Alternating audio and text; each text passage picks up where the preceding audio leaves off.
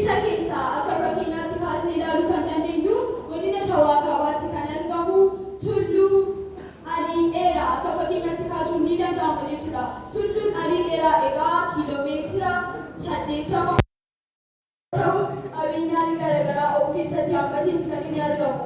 Isaan keessaa bineensota kanneen akka qabne, qeerransa, kanneen akka jaldeessaa fa'aa kaasuun ni danda'ama. Keessattuu egaa wanti adda isa taasisu immoo simbirroota gosa 55 of keessatti hammatee kan inni argamu.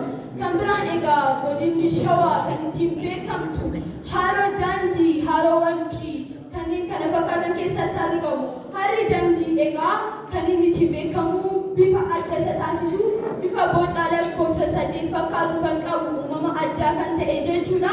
Innis immoo egaa kan argamu magaalaa keenya handhuura Oromiyaa kan taate magaalaa Finfinneerraa kiiloomeetira 108 kan fagaatu yeroo ta'u magaalaa guddoo Shawaa Lixaa Amboo irraa immoo kiiloomeetira 60 kan inni fagaatee argamu.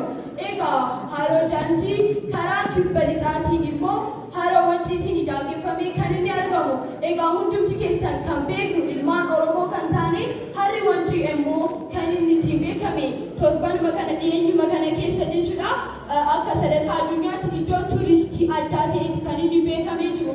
Maal kana qofaree egaa godinni shawaa gootota onnee abiddaa kan ta'an gootota danuudha kan inni of keessatti qabatee jiru.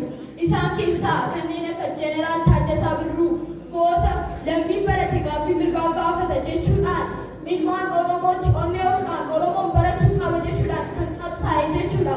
Kanneen akka Haalamaariyaam Gammadaa, Badhaadhaa Dirgaasaa fa'aa akka fakkeenyaatti kaasuun ni danda'ama jechuudha.